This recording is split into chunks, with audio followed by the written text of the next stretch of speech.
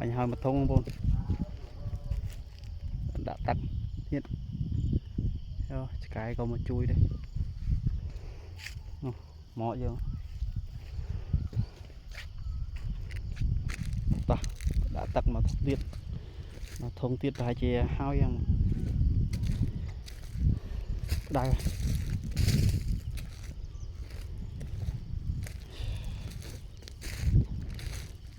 hot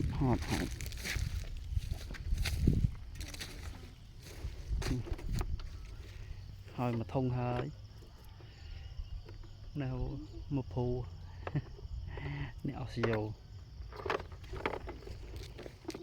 nẹo ca không bọn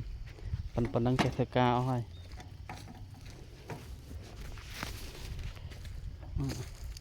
chẳng bự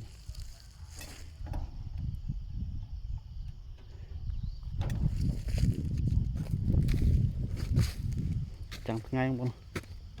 bật ngay lọ này